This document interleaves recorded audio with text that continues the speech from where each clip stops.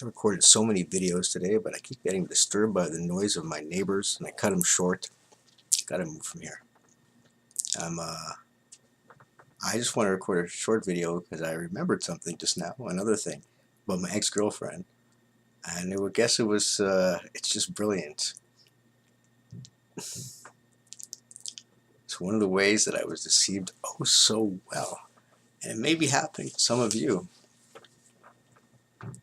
Here it is. Everyone I would meet, all her friends, I would meet a lot of them. She knew a lot of people in the neighborhood, more than I, by a long shot, at least at the time. She would immediately introduce me as her boyfriend, which I thought was really endearing. I mean, I thought, well, this really means I'm something special because I've been with enough girlfriends, and often they wouldn't bring it up, especially not right away unless someone asked, or it wouldn't be the first thing they would say with such pride. Or so I thought. Now I know what was going on. She was warning people, hey, this is my boyfriend. Don't say anything. You know, don't let on. Just whatever you know about me, just hide it. This is my boyfriend. And in that world, I imagine they know that it's like saying, hey, this is my wife. There's a lot of information transferred with that one word. So, it just struck me now trying to fall asleep. I was like, damn, that was another reason why I really thought that she was unique.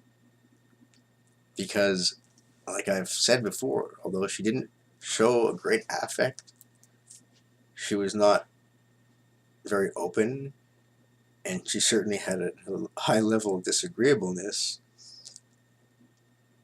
She had a lot of what I thought were positive traits, and it seems like one after the other they're falling as actual deceptions. Another one very similar, which I figured this one out long ago. Once in a while she would get down on her knees in public, get close to me and talk to me and whisper sweet things in a restaurant, for instance. I remember that, and I remember thinking, wow, I'm like a king. Here's this beautiful woman on her literally on her knees in front of me, in a restaurant full of guys who are just probably like, this guy is so lucky. What did he do to deserve that? Then I felt the same way. Well, you know what it was? People would walk in, ex-boyfriends, ex-clients, people from her underworld, people she had slept with, people she had sold her body to, people she had done drugs with, and there were lots of them. So if someone would walk into a restaurant and she didn't want to be seen, when they would walk one way, she would then get down on her knees and she would talk to me, crouch down so they would not see her face until they passed the other way.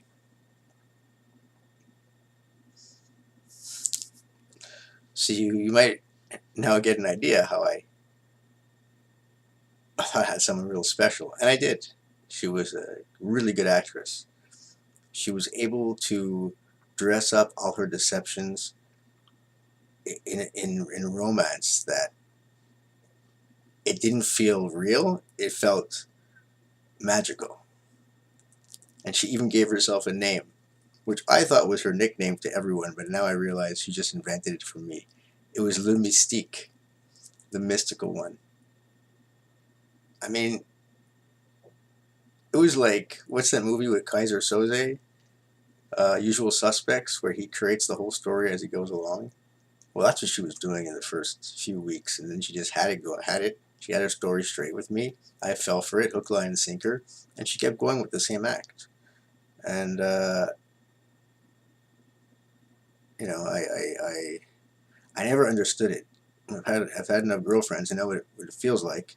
There's a little bit of give and take, and with this girl, it felt like I didn't have to give. I mean, I was paying for stuff, but I didn't feel like giving. I had money. I wasn't overpaying. We weren't going out. We were just eating. She was paying sometimes. I was always staying at her house. She was doing all the cooking, making all the coffee, and she was my companion for like 23 hours a day. At the worst time of my life, my brother had just died, so I really thought I had an angel. And maybe on some level she thought she was acting like an angel. But she always said something, and this is why I'm glad I got out. And this I'm going to stop right here, because this was scary. In retrospect, I dodged a bullet. I dodged a bullet because I'm going to tell you what happened. When she had me arrested out of the house, it was for someone to move in while he was awaiting trial. And I wouldn't be saying this except that it's... I'm not going to say it. I'm not going to say it. But I can say he was convicted and he's serving 10 years. And the charges of this guy who took my place in her house are horrendous, is all I can say. I won't give you details, because then you can search and find out who he is, and I'm not interested in that happening. But here's what she used to tell me. Oh, I get shivers thinking about it. Once in a while, I would say, wow, I said, you are like the greatest girl. I said, it seems like no matter what I do, no matter how much I upset you or I go off the rails, I said, you always take me back. You always treat me like nothing ever happened. I said, you're just great.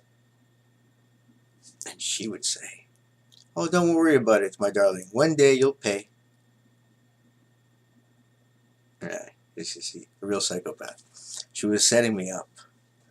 And this is after I was arrested and went back with her, because they were setting me up. Her gang and her, when she met me, she got on the phone and she said, I found a sucker. Just lost his brother. Little Jewish guy. Sounds like he's got money in the family. I guess they see that in everyone. I shouldn't say, I didn't really say that, but I think that's what she saw, because she was a neo-Nazi. And I don't know if she was still practicing white supremacy, but it was in her email. She had a Hail Hitler email, which I found out. I didn't know what 88 stood for. I found out. So, and the guy who got to 10 years, he was also, he started out in a neo-Nazi gang. So I was really a sitting duck. I think what they were going to do is they were going to extort money from me. They were going to... Well, she called me once and said that she had my baby. And I didn't believe her, because I had recently, see, I've been doing so much research. I was onto her from this moment. This is actually the first time I was onto her. When she called me and she said she had my baby. But she said she'd already aborted it. She was trying to get me upset, right? To run over and start screaming. And then maybe what was going to happen is they were going to call the police again, and she was going to say, Neil, for $10,000, I'll drop everything. Otherwise, you go to jail. Something like that. So, but I had recently seen an ad that she had posted with her girlfriend under her girlfriend's name. So I was really doing a lot of research. I was not just researching my ex. I was researching everyone she knew in some way that would connect to her. And a lot of times she was with these people, because gang members, these organizations, they're tight. You're dealing with one. In some way, there's, in the periphery, there's another one. I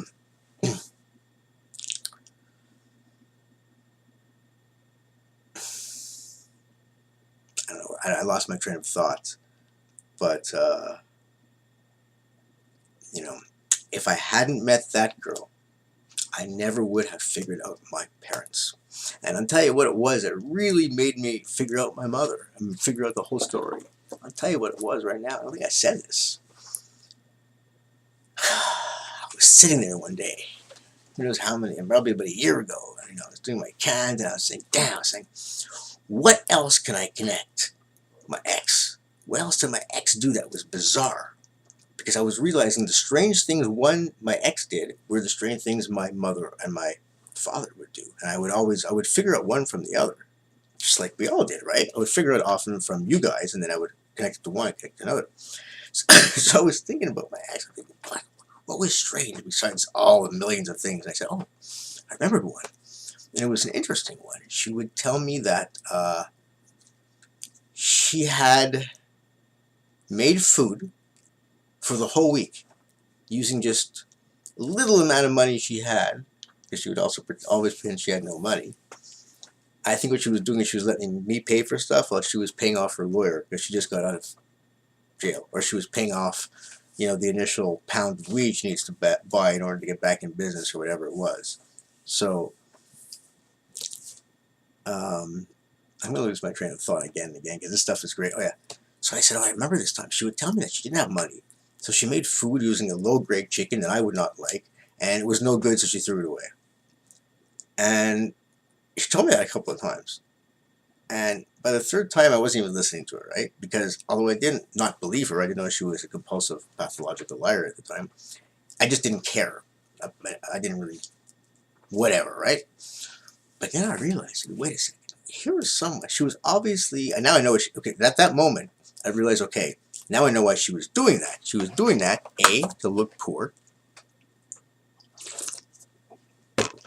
B, to look domestic, which she was not, and C, to make sure I didn't come over that night, because she was unhappy that didn't turn out. It was only, although she would say it was for the week, she says, oh, I didn't work out for the whole week, I'm just upset, I'm going to sleep. You know, of course she was never going to sleep. So I realized, she made herself sound poor, and she made herself sound like she wasted her time.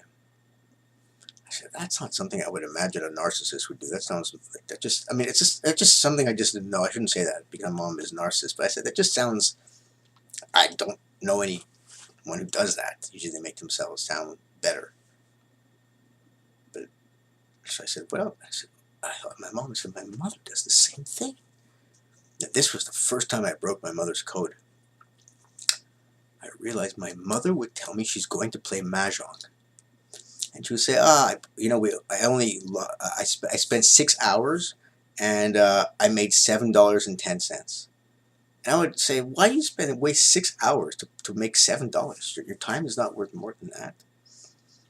And she would say, well, you know, just a waste of time. And basically I put it together. I said, well, with this mahjong, A, no one can reach her for an extended period of hour, and B, whatever came of that time, there was really nothing to show for it in the end.